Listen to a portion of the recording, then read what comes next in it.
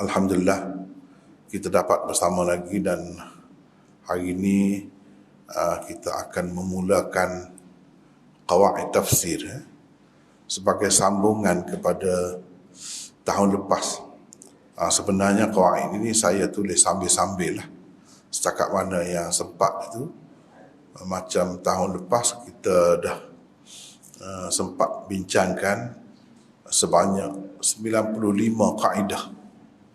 Hari ini sambungannya iaitu kaedah yang ke-96 lah. 96 dalam nota yang ke-16 ini. Setakat nota yang ke-15 tu sudah ada kompilasinya. Sudah ada dah. Jadi kalau sambung dengan yang ni tambah lagi lah. Jadi nota ni bermula dari muka surat 208 208 hingga seterusnya lah. Nota ni kira-kira dalam 20 muka surat. Begitulah seterusnya, kita akan sambung lagi setakat yang sempat lah, setakat yang dan setakat mana dan kita akan baca dan bincangkan lah, insyaAllah. Terlebih dahulu perlu diketahui bahawa qawaid tafsir inilah yang membentuk an-nazmul khafif di dalam Quran. Itu kena faham. Struktur mikro macam mana diperolehi? Ia diperolehi melalui kaedah-kaedah yang kita baca tadi. Itu struktur makro secara kerangka kasar setiap surah tu, berapa bahagian, berapa paragraf adanya dan apakah yang terkandung secara kasar. Adapun kaedah ni dia berkait dengan struktur mikro Quran itu sendiri. Jadi dengan sebab itu saya dah sebut dah bahawa usul tafsir yang kita belajar dalam sukatan daurah tafsir kita ni selepas ni mengikut masanya pukul 12 suku lebih kurang gitulah kan. 12 suku yang terakhir lah dalam daurah tafsir setiap hari itu usul tafsir. Baik, saya nak tunjuk ni supaya nampak perkaitan. Sebab tafsir kita ni nak faham dia kena begini, gabungan itu. Saya nak tunjuk terlebih dahulu sebelum kita baca kaedah yang ke-96 ni. Contohnya, baik, sekejap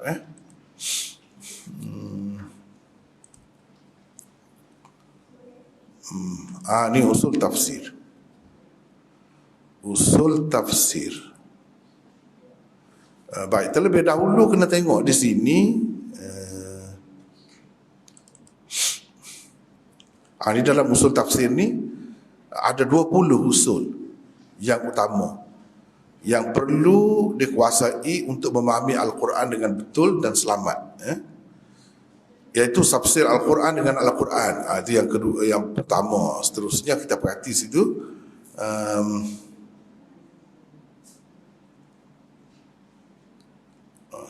Ni yang ke-10, mengetahui kerangka kasar atau struktur makro setiap surah. Atau kalau dalam bahasa Arabnya boleh kita sebut ma'rifatun nazmil jali likulli surah. Ini yang ke-10. Yang ke-11, keperluan mengesan dan mengetahui mesej utama setiap surah. Yang kita baca tadi lah, mesej utama setiap surah perlu diketahui. Itu yang ke-11. Yang ke-12, ni yang kita bincang ni. Qawaid tafsir ni termasuk dalam ni, bahagian yang ke-12 ni. Mengetahui struktur mikro, yakni kesinambungan. Apa maksudnya? Kesinambungan satu lafaz dengan satu lafaz lain. Dan perkaitan di antara satu perkataan dengan perkataan berikutnya. Dalam setiap ayat Al-Quran. Setiap ayat tu setiap huruf, bahkan kalau boleh apa sebab begini.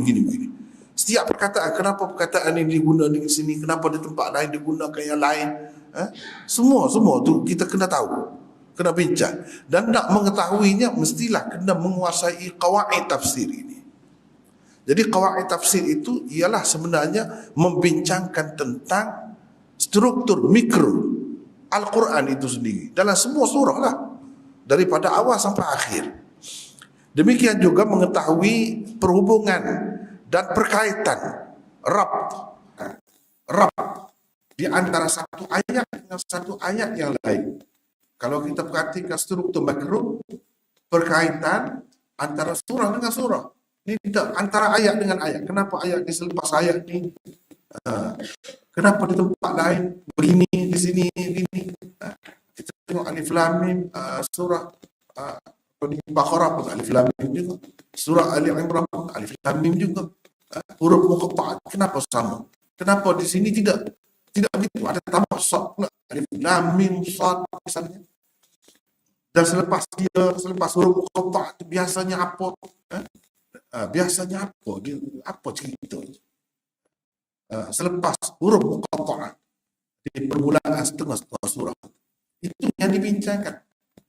Dan kenapa di sini disebutkan Al-Furqan, tidak Al-Quran, padahal maksudnya Al-Quran juga.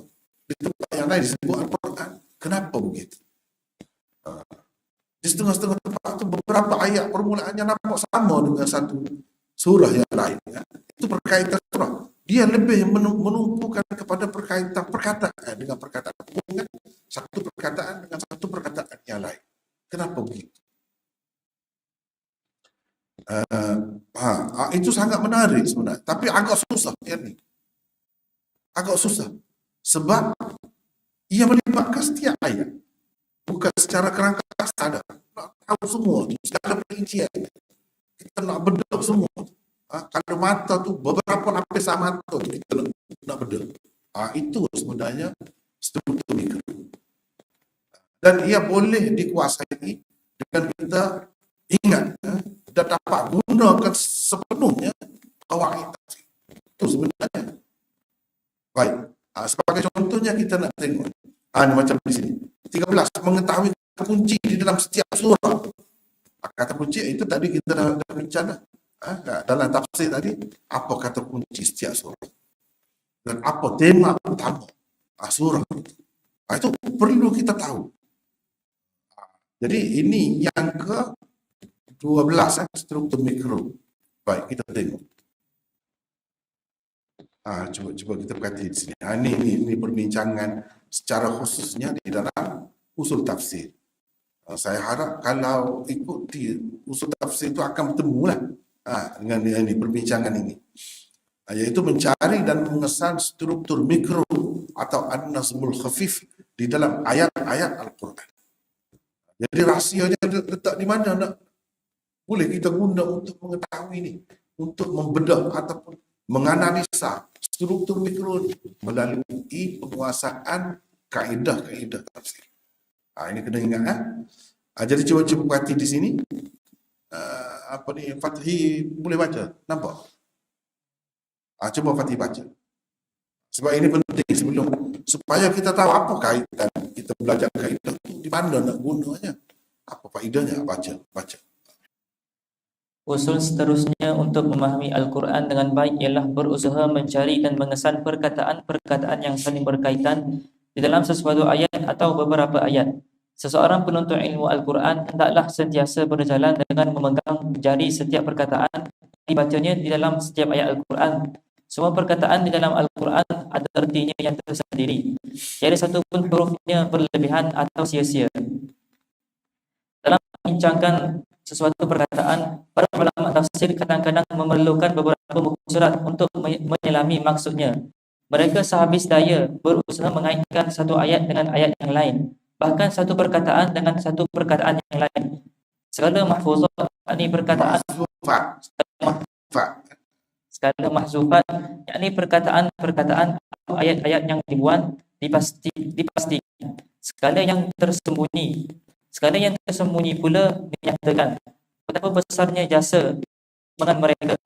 Allah sahajalah yang dapat memberikan ganjarannya.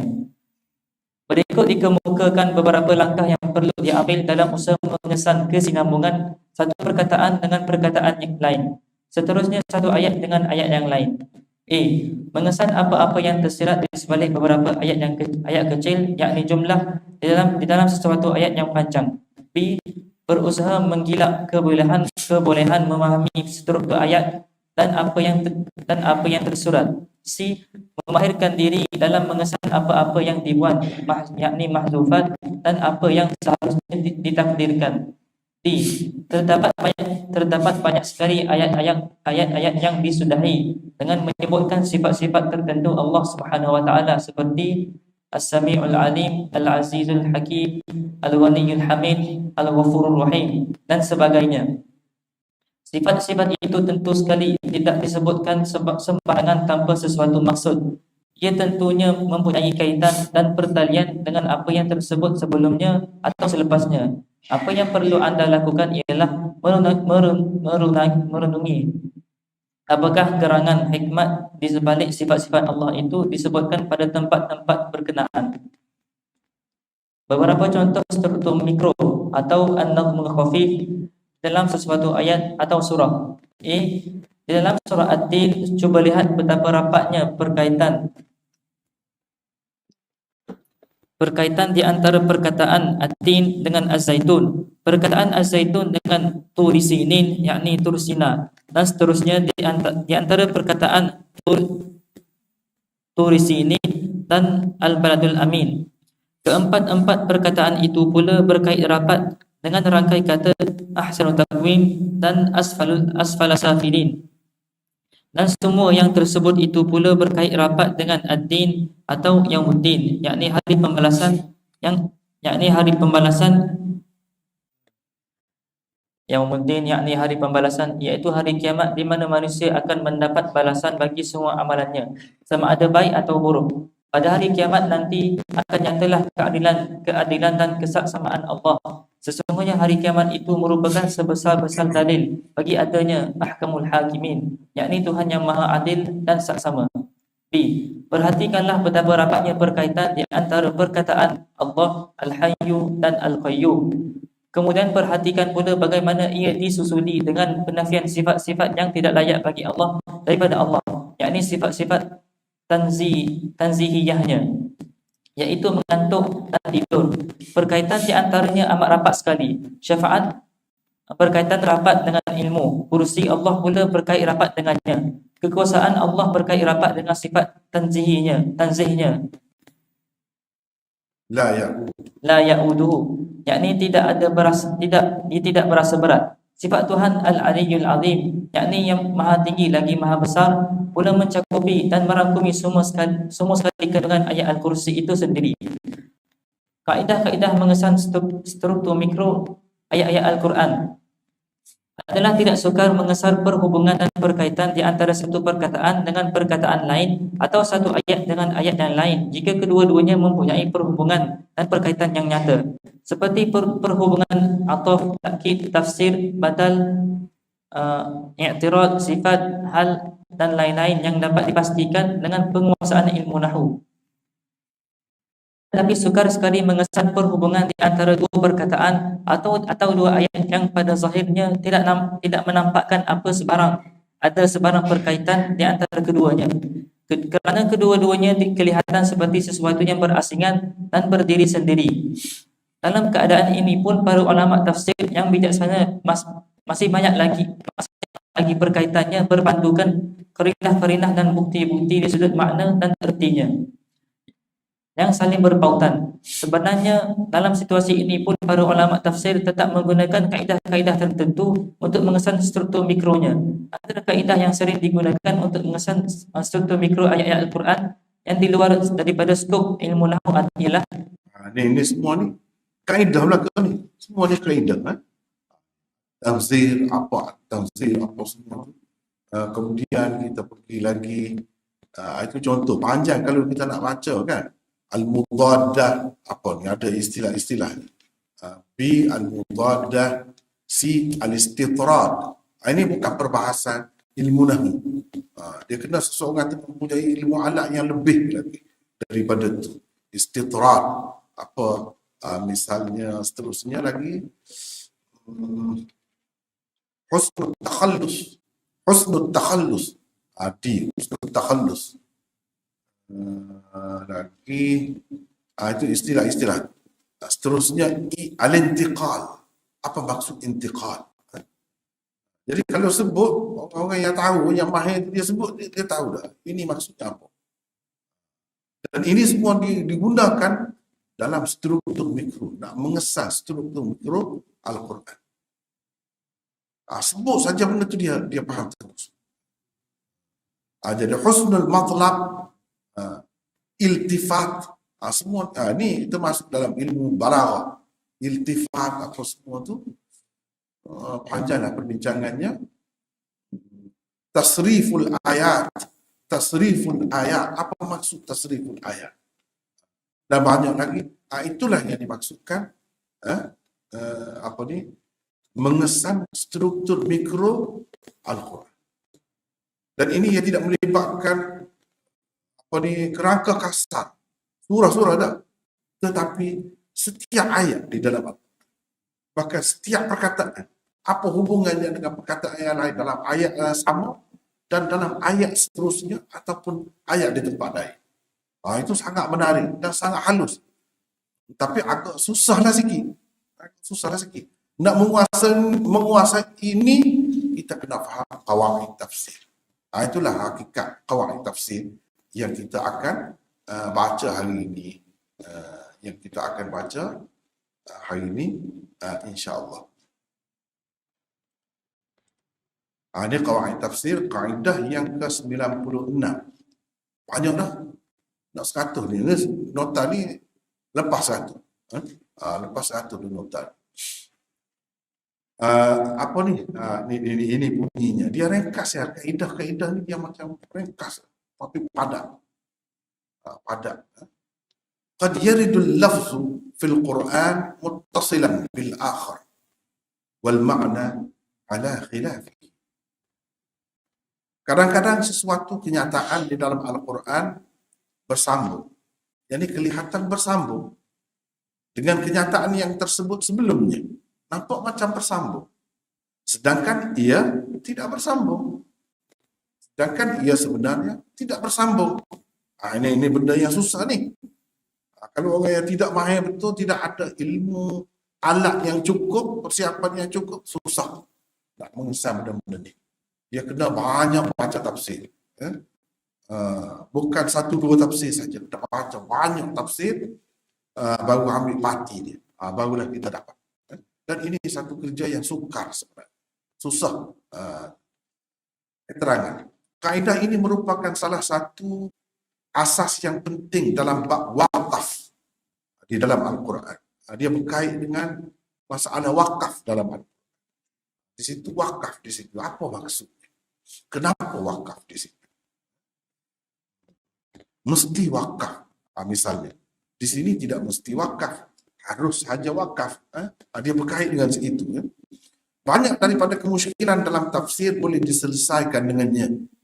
Penggunaan kaedah ini dalam tafsir adalah berpunca daripada penggunaan bahasa Arab yang lumrah di kalangan orang-orang Arab. Sesuatu kenyataan dikemukakan dalam keadaan kelihatan bersambung dengan kenyataan yang tersebut sebelumnya, padahal ia tidak bersambung dengannya.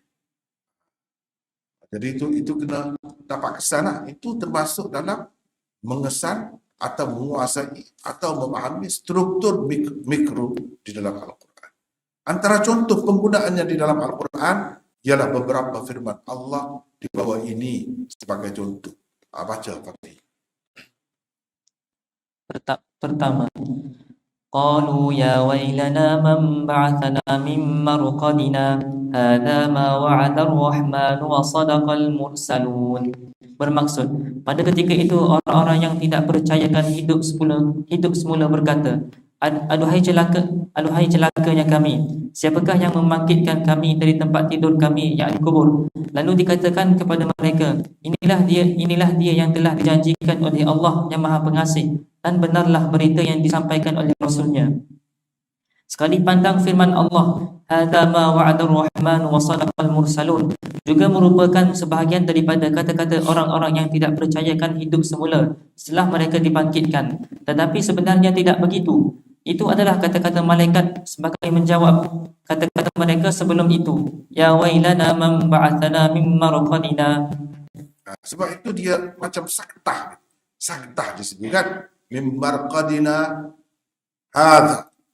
Tak putus. Tak habis lagi dia cakap, tu dah jawab dah. Itu rahsia.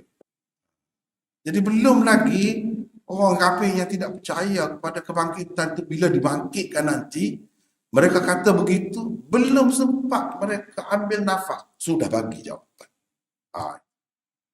Malaikat dah kata, inilah yang telah dijanjikan Tuhan Ar-Rahman kepada kamu, dan wasadaqal mursalun, dan benarlah berita yang disampaikan oleh Rasulullah.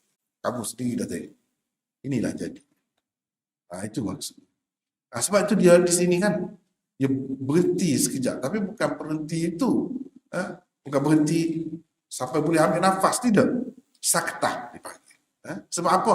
Nak ceritanya tak ada sempat bernafas, ambil nafas. Belum habis lagi ayat seolah-olah. Mungkin ada lagi yang dia nak kata. Dah terus dijawab di situ. Itu kan menarik. Jadi ini bukan kata-kata mereka. Kalau kita tidak sakta di sini, tidak wakaf ke apa di sini, nescaya akan difahami mim marqadina hadha. Hadha ni boleh jadi badal kepada marqadina. Boleh jadi badal. Mereka berkata, orang-orang yang tidak percayakan hidup semula berkata, aduhai celakanya kami. Siapakah yang membangkitkan kami dari tempat tidur kami ini? Boleh jadi berhenti pada ini tu. Salah kalau begitu. Bukan berhenti di situ. Sebab ini kata-kata orang lain dah, bukan kata-kata orang kafir yang dibangkitkan itu, bukan. Ini kata-kata malaikat. Hadza ma wa'ada ar-Rahman. Hadza tu jadi mubtada, ma tu jadi khabar. Bukan hadza itu badal kepada marqadina. Kalau sebab tu dia kena bincang benda-benda begitulah. Kalau kita ya wailana man ba'athana min marqadina hadza, kalau berhenti situ, ma wa'ada ar-Rahman wa sadaqal mursalun, salah. Tak kena ayat tu. Sebab hadza tu jadi mubtada. Ayat lain pula. Disebut, dikatakan oleh orang lain. Siapa orang lain? Malaikat lah. Sebagai mengejek. Sebagai itu pun takut dah. Bila malaikat kata kita terkejut dalam keadaan takut lah. Kadang-kadang kita nampak macam ada kaitan dengan sebelum. Tapi sebenarnya tidak. Sebenarnya tidak. Jadi kalau tak kena berhenti, jadi salah makna. Tak sampai maksud. Baik. Yang kedua, baca lagi. Kedua, qalat innal muluka idza dakhalu qaryatan afsaduha wa ja'alu a'izzata ahliha adillah wa kadzalika yaf'alun. Bermaksud, raja perempuan itu berkata, sesungguhnya raja-raja apabila masuk ke sebuah negeri, maka mereka merosakkannya dan menjadikan penduduknya yang mulia hina-dina. Dan sedemikian itulah mereka akan lakukan. 6 ayat 34. Sekali pandang, semua yang tersebut di dalam ayat di atas merupakan kata-kata Ratu Balqis. Sedangkan firman Allah, "Wakadzalika yaf'alun" di akhirnya bukan kata-kata beliau. Sebaliknya ia adalah kata-kata firman Allah. Jadi wakadzalika yaf'alun. Ini bukan kata-kata Balqis dah. Ini pengesahan daripada Allah. Sebab itulah dia ada jim di tanda. Ada jim itu, tanda tu. Mana boleh kita nak berhenti situ, boleh kita nak sambung pun, tapi kena tahu ayat itu dah habis di situ tu. Wa kadzalika yaf'alun tu ayat lain tu. Begitu ya. Sebab tu ada tanda-tanda begini. Ini asalnya tanda-tanda begini macam tadi dalam ayat sebelum ni ada tanda. Ini bukan daripada Rasulullah sallallahu alaihi wasallam. Bukan daripada Allah pun. Ulama-ulama kemudian yang buat untuk memudahkan. Macam saya sebut tadilah. Kalau bahasa Arab yang lama tak ada apa-apa semua tu. Kita masukkan baris dia, kita letak koma, kita letak noktah bertindih. Begitu. Untuk memudahkan pembaca. Dengan sebab itu kalau kita tengok yang ni tu kadang-kadang ada berbeza-beza antara satu Quran dengan Quran yang lain. Walau bagaimanapun itu panduan yang baguslah. Sebab itu saya suka baca Quran ini sebab dia banyak tanda-tanda. Itu kan Quran yang tadi saya tunjuk tu. Yang saya guna ni, saya guna yang ni. Sebab dia banyak benda-benda begitu. Tanda-tanda itu yang memudahkan kita. Cuba tengok ni. Sini ada ta. Di sini ada ni tanda macam di sini ada lam alif. Ni ada jim. Semua ni tanda-tanda tu tambah untuk memudahkan. Untuk apa nama ni kita tahu tak berhenti ke tidak berhenti ke, berhenti macam mana caranya.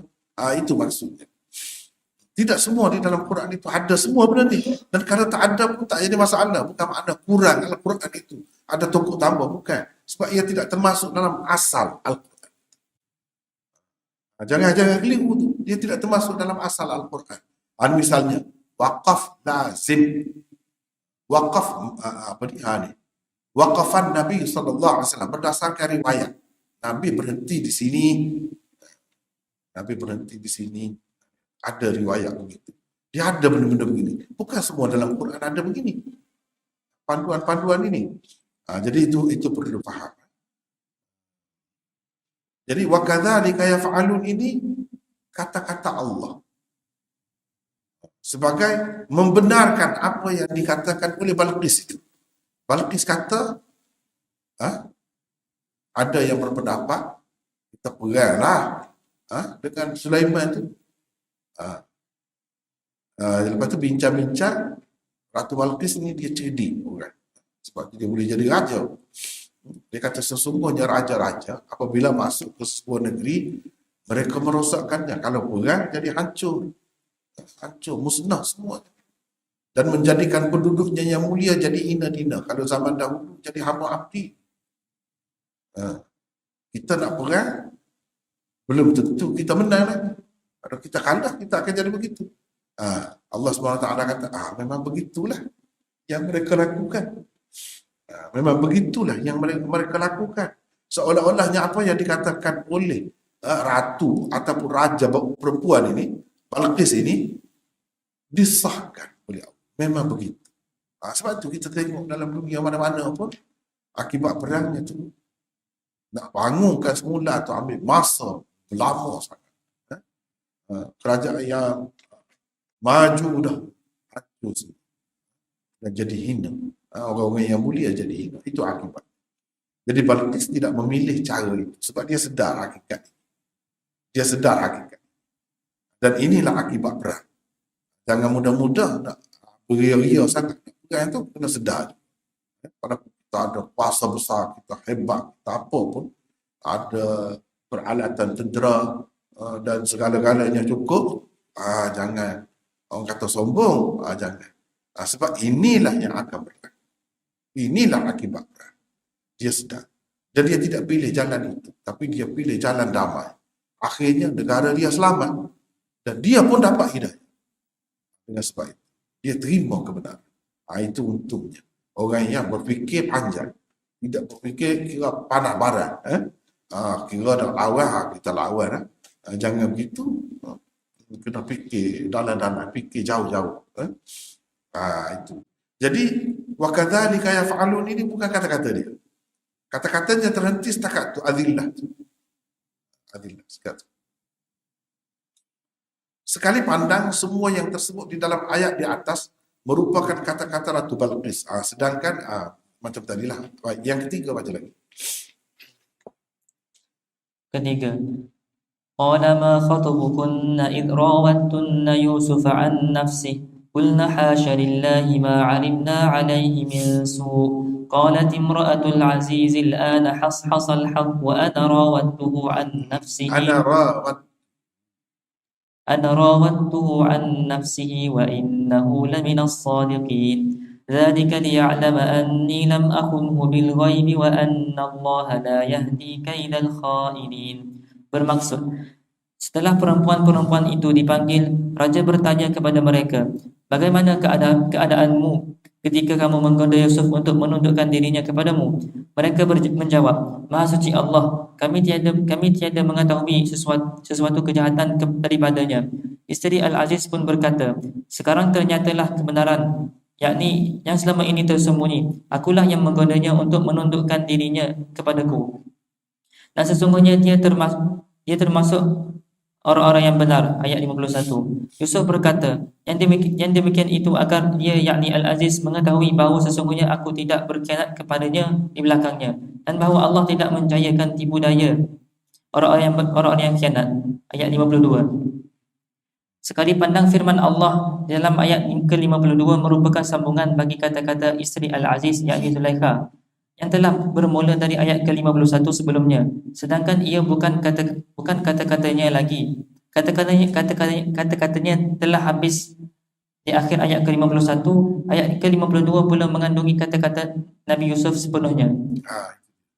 Jadi ayat ke-52 ni, yang demikian itu, dzalika liya'lama anni lam akhunhu bil ghaib. Ini kata-kata Yusuf. Sebab itu dalam bracket ni Yusuf berkata. Jadi kata-kata Zulaikhanya ni dalam ayat ke-51. Tapi nampak macam sekali pandang, nampak ini pun kata-kata dia. Padahal tidak. Tapi kalau kita perhati sikit yang ni nampak. Ya'lama anni, aku tidak berkhianat kepadanya di belakang. Tapi kalau kita tidak kata ini, kata-kata Nabi Yusuf, bahkan kita sambungkan dengan kata-kata dia, seolah-olahnya dia tu tidak berkhianat. Yusuf tu boleh jadi khianat. Padahal yang dinafikan khianat itu daripada Yusuf. Yusuf tu tidak berkhianat. Dia tu berkhianat. Jadi ini kata-kata Nabi Yusuf ayat 52 ni, kata-kata Nabi Yusuf. Itu benda yang kita kata. Kadang-kadang dia ada begitu. Ini termasuk di dalam kaedah yang ke berapa tadi? 96. Kaedah yang ke 96. Jadi kaedah ini pun perlu diguna. Setiap masa kena perhati. Takut-takut ada di situ benda macam ni. Jadi banyaklah kaedah kesekian, kaedah sekian guna sini, kaedah sekian guna sini. Jadi banyaklah. Kalau kita mengambil kira semua kaedah ni, kalau kaedah tu ada dalam kepala kita, senang. Jadi sebab ni benda baru sebenarnya. Dalam bahasa Arab pun tak banyak kitab ni. Saya pun tak boleh buat rujukan banyak. Dalam bahasa Urdu hanya ada satu saja. Dalam bahasa Arab ada 2-3 saja kitab. Itu pun tidak detail. Kalau dalam bahasa kita ni, setahu saya inilah yang pertama. Yang terlalu baru ni. Benda ni. Tapi kalau dapat benda ni, dan akan datang, kita buat. Ni kaedah nombor berapa? Ingat ke tidak kaedah nombor sekian-sekian? Ingat. Kaedah nombor sekian ada kata kan begini-gini. Ni guna di sini. Begitu. Barulah kita nampak. Secara halus, secara detail. Dan di setiap tempat tu nampak mukjizat Quran. Mukjizat Quran. Keajaiban dia tu kita akan nampak. Pilih. Baik. Yang keempat baca lagi.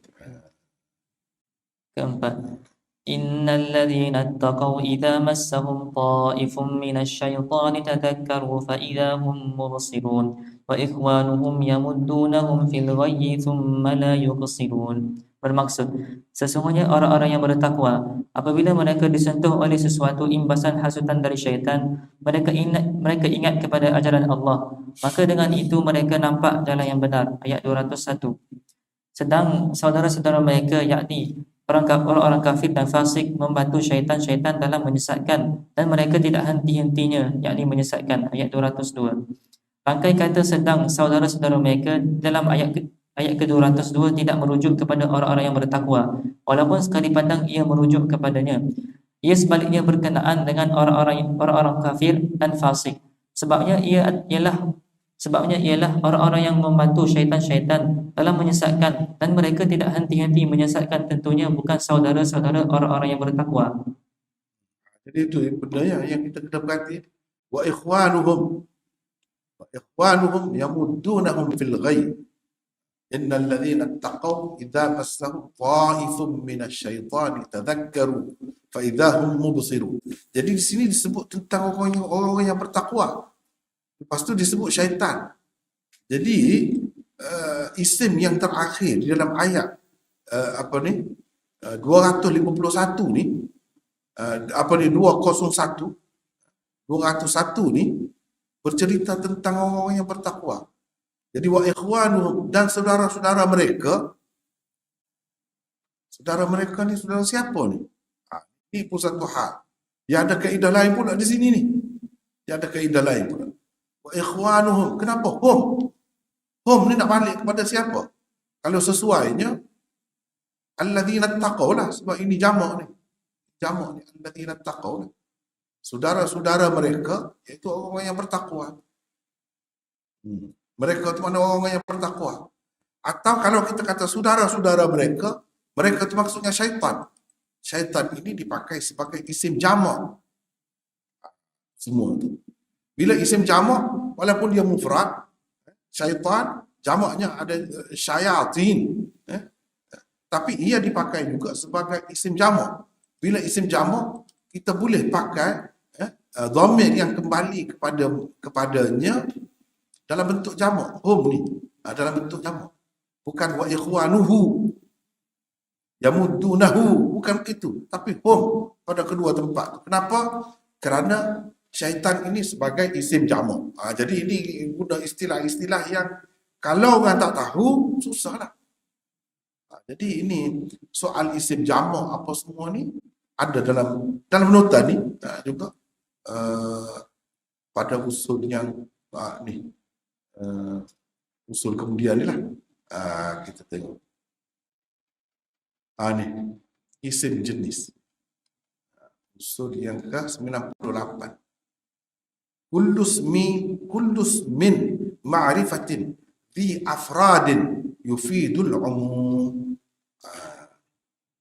Ni kaedah 98 ni. Termasuk di bawah kaedah 98 ni salah satunya ialah isim jenis. Jadi kita kena tahu apa itu isim jenis. Apa bezanya dengan jamak, dengan isim jamak, apa semua tu kena tahulah.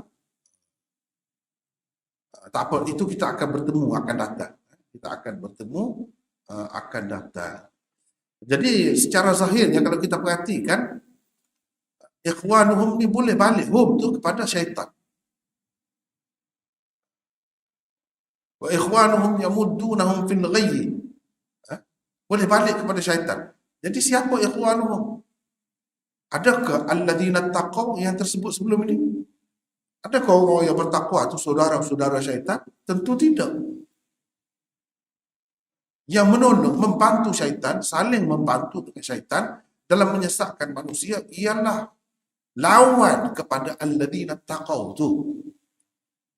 Alladzina kafaru ka, alladzina fasaqu ka, itu yang sesuai. Itu. Jadi ini satu perkara yang seni sangat. Seni sangat. Kalau kita kata wa ikhwanuhum yamudduna, ikhwanuhum tu siapa? Adakah alladzina taqaw? Tentu tidak. Hum tu balik kepada syaitan. Kalau kita kata ikhwanuhum, saudara-saudara mereka, mereka tu maksudnya alladzina taqaw. Saudara orang yang bertakwa, apa? Orang yang baik juga. Adakah mereka itu membantu dalam menyesatkan? Tentu tidak. Jadi ini antara perkara yang kadang-kadang mengelirukan. Mengelirukan. Ini menunjukkan syaitan itu ada saudara-saudaranya, ada rakan-rakannya, ada golongan-golongan yang saling membantu dengannya. Saling membantu dengan syaitan. Dan ia tidak sesuai dikembalikan dhamir ni hum ni kepada alladzina taqaw. Itu antara benda yang kena perhatilah di dalam struktur mikro ni. Dia kena faham benda-benda gitulah. Adakah ni berkait dengan ayat sebelumnya atau tidak? Dhamir tu nak kembali ke mana? Nak kembali ke mana? Kita kena tengok, ambil kira. Sesuaikah kembali marji' dia tu kepada alladzina taqaw? Tidak sesuai. Kalau tidak sesuai, maksudnya kembali kepada lawannya. Kembali kepada lawannya. Ini antara perkara yang rumit, rumit di dalam Al-Quran. Dengan sebab itu, struktur mikro lebih sukar sebenarnya. Struktur mikro yang kita baca tadi boleh secara umumnya. Sebab itu kita rasa dapat dalam masa sebulan pun boleh dapat gambaran umum. Dan di situ kita tidak susah, nak tergelincir di sana sini sebab gambaran kasar, kerangka kasar mudah sedikit. Tetapi kalau yang halus-halus tu kita nak perincikan memang rumit dan memerlukan kepada pengetahuan yang luas pengetahuan yang luas dalam beberapa bidang ilmu baru kita dapat. Baik. Seterusnya kaedah ke-97. Kathiran ma tukhtamul ayat al-Qur'aniyah bi ba'd al-asma'il husna litadlil ala anna al-hukm al-madhkur lahu ta'alluqun bidhalika al-ismil karim. 97, sering terdapat ayat-ayat Al-Quran disudahi. Tadi ada sebut dalam usul tafsir tadi. Ini termasuk dalam An-Nazmul Khafif, struktur mikro. Berakhir dengan nama-nama Allah yang indah, yang kita kenali sebagai Al-Asma'ul Husna. Tujuannya ialah untuk menunjukkan apa yang tersebut di dalam ayat-ayat berkenaan memang ada kaitannya dengan nama-nama atau sifat Allah yang indah itu. Ada kaitan. Sebab itu begini akhir dia. As-Sami'ul Alim, Al-Azizul Hakim. Kenapa disebut Al-Azizir Rahim? Jadi Aziz itu tidak selalu Hakim. Ada kalanya Aziz bersama dengan Rahim. Kadang-kadang hanya satu sifat saja. Kadang-kadang dua sifat. Kenapa begitu? Ini pun struktur mikro juga. Struktur mikro juga. Keterangan. Baca situ Fatih. Keterangan kaedah ke-97 ini sudah cukup jelas, iaitu banyak juga daripada ayat-ayat Al-Quran disudahi atau berakhir dengan mana-mana sifat Allah yang tertentu. Ia mengisyaratkan kepada apa yang terkandung dalam ayat-ayat berkenaan berupa hukum hakam dan lain-lain sememangnya berkait rapat dengan sifat-sifat Allah tersebut. Antara contohnya ialah beberapa firman Allah di bawah ini. Pertama, wa imma yanzaghannaka minasyaitani nazghun fasta'idz billah innahu sami'un alim. Bermaksud, dan jika kamu ditimpa sesuatu godaan syaitan, maka berlindunglah kepada Allah. Sesungguhnya Allah Maha mendengar lagi Maha mengetahui. Al-A'raf ayat 200. Firman Allah ini disudahi dan diakhiri dengan dua daripada nama-nama sifat Allah yang indah, yakni Al-Asma'ul Husna, iaitu Sami' dan Alim. Ia mengisyaratkan kepada perlunya ada kesesuaian di antara hati dan lidah apabila seseorang meminta perlindungan kepada Allah. Seseorang hendaklah mengucapkan apa yang tersimpan di dalam hatinya, kerana Allah Subhanahu Wa Taala itu memang mendengar apa yang diucapkannya dan memang mengetahui apa yang tersimpan di dalam hatinya. Antara lafaz meminta perlindungan, yakni isti'adzah kepada Allah daripada syaitan yang diajar oleh Rasulullah SAW ialah a'udzubillahi minasyaitonir rajim. Sebab itu kalau kita mimpi buruk kan, gangguan syaitan ke apa semua tu, bila kita terjaga, tersedar kan, apa yang Nabi SAW suruh buat? Antaranya meludah ke kiri sambil baca a'udzubillahi minasyaitonir rajim. Itulah kita baca. Sebab apa? Sebab Allah Sami'. Dan dia alim, dia tahu ketakutan kita tu, hati kita tu, kebimbangan kita tu, kerisauan kita. Kadang-kadang mimpi-mimpi tu menyebabkan bulan-bulan kita bahkan lama duduk ingat lagi, mengganggu fikiran kita sehingga tak boleh buat kerja.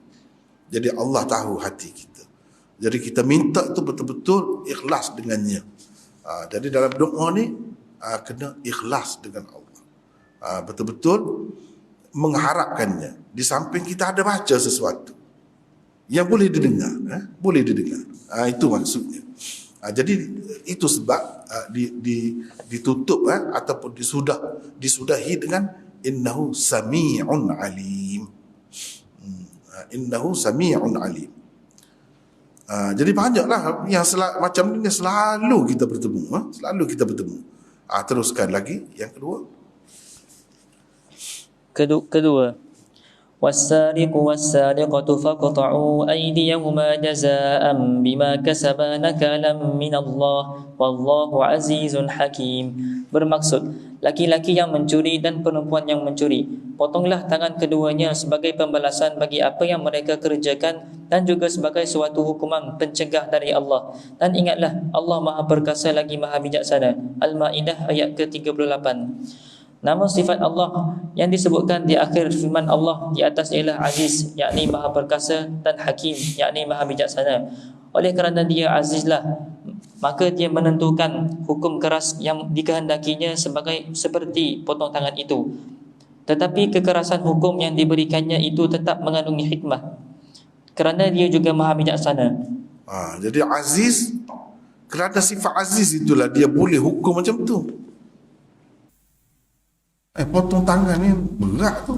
Potong tangan menyebabkan orang jadi kudung sepanjang masa, selama-lama. Berat. Sifat Aziz. Tuhan Maha Perkasa. Keras. Ada tempat-tempatnya sangat keras dan kuat. Keputusan hukumannya itu kuat.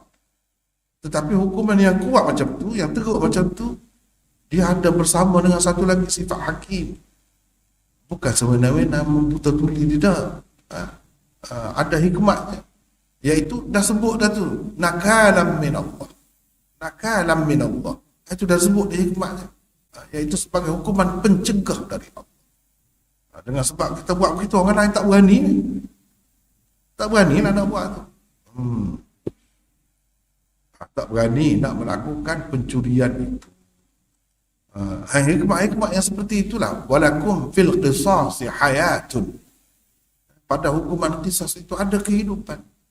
Walaupun nampak mati orang tu, kita bunuh dia, kita hukum bunuh dia, tapi dengan sebab bunuh tu jadi hidup berapa ramai orang lain. Tak berani dah orang nak bunuh orang. Itu hukum. Jadi bila sebut cerita-cerita begitu, biasanya akan dia gunakan sifat ini. Dua sifat ini bersama. Baca lagi. Baca. Fariidatan minallah, innallaha kana aliman hakima. Bermaksud, pembahagian harta pusaka dan penentuan bahagian masing-masing seperti yang diterangkan itu ialah ketetapan dari Allah. Sesungguhnya Allah adalah Maha Mengetahui lagi Maha Bijaksana. An-Nisa ayat 11.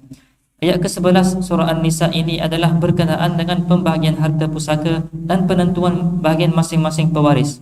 Ia disudahi dan ditutup dengan menyebutkan dua sifat Allah, Maha Mengetahui dan Maha Bijaksana, sebagai isyarat kepada hukum Tuhan yang bersifat demikian tentu sekali tepat dan adil, walaupun pada zahirnya kelihatan tidak sama rata. Nampak tidak sama. Yusikumullahu fi auladikum lidzakari mithlu hazzil unthayain. Seorang lelaki mendapat dua bahagian perempuan. Nampak tak sama. Tapi kita kena tahu Tuhan yang menentukan hukum begitu tu apa sifatnya? Alim, Maha Mengetahui, Hakim, Maha Bijaksana. Dia tahu lah, dia bijaksana. Orang yang bijaksana, walaupun nampak dia buat sesuatu tu tidak sama, tapi sebenarnya itulah yang terbaik. Itulah yang terbaik. Begitulah cara. Jadi hukum pesaka yang ditentukan oleh Allah, orang ni sebanyak ni, orang ni sebanyak ni, khususnya yang perempuan itu dapat sikit itu berdasarkan kena ingat, itu berdasarkan Tuhan kita, daripada Tuhan kita yang sifatnya alim lagi hakim. Jangan kita nak mana-mana, nak takwil, nak pertikaikan, jangan. Sebab kalau dipikir-pikir pun memang munasabah. Sebab apa? Lelaki ni banyak tanggungjawabnya, bebanan dia. Kalau mas kahwin, siapa yang bagi? Suami. Kalau nafkah, siapa yang tanggung? Suami. Isteri kalau dapat apa-apa pun untuk dia, untuk dia, untuk diri dia. Tapi menanggung anak dan suami tidak. Suami. Itu sebab itu aliman hakim. Kalau Allah SWT bagi kepada lelaki lebih, patutlah. Tak patutlah kalau bagi sama. Sebab tanggungjawab dia, tanggungan dia besar. Kalau ibu bapa dia sudah tua, dia kena tanggung. Lelaki bukan anak isteri saja. Ibu bapa pun tanggungan siapa? Anak lelaki lah. Anak lelaki. Kalau dia sudah besar, kalau dia masih kecil lagi, tak apalah. Ayah tanggung. Tapi kalau ayah dan ibu sudah tua tidak dapat mencari nafkah lagi, siapa yang menanggung? Lelaki juga. Itu sebab lelaki itu diberikan banyak. Kalau kita fikir, bijaksana, patutlah macam tu. Tapi kalau kita fikir tak ada tanggungjawab, sama, memanglah. Tapi adakah dalam Islam tu gitu? Tidak sama kan? Tanggungjawab lelaki lebih besar, lebih banyak. Yang keempat, baca lagi. ورد الله الذين كفروا بغيظهم لم ينالوا خيرا وكفى الله المؤمنين القتال وكان الله قويا عزيزا. Bermaksud, dan Allah telah menghalau kembali, yakni angkatan tentera orang-orang yang kafir itu, yakni ke tempat masing-masing dengan keadaan mereka geram marah, yakni kerana gagal dan hampa. Mereka tidak mendapat sebarang keuntungan. Dan Allah selamatkan orang-orang yang beriman dari bencana menghadapi peperangan itu. Dan ingatlah, adalah Allah Maha Kuat lagi Maha Perkasa. Al-Ahzab ayat 25. Firman Allah ini diturunkan berkenaan dengan peperangan Khandaq atau Ahzab. Jika ia terhenti setakat wakafallahul mu'minal qital, yakni dan Allah selamatkan orang-orang yang beriman dari bencana menghadapi peperangan itu sahaja, niscaya mungkin ada yang terfikir bahawa keberunturan tentera-tentera orang-orang yang kafir dalam peperangan itu adalah disebabkan oleh ribut Taufan yang secara kebetulan telah melanda. Kalau tidak, mereka tentu tidak akan kalah dan beruntur dalam perang tersebut. Maka untuk menghilangkan lintasan-lintasan fikiran tersebut, seperti itulah ia ditutupi dengan menyebutkan sifat Allah yang Maha Kuat lagi Maha Perkasa.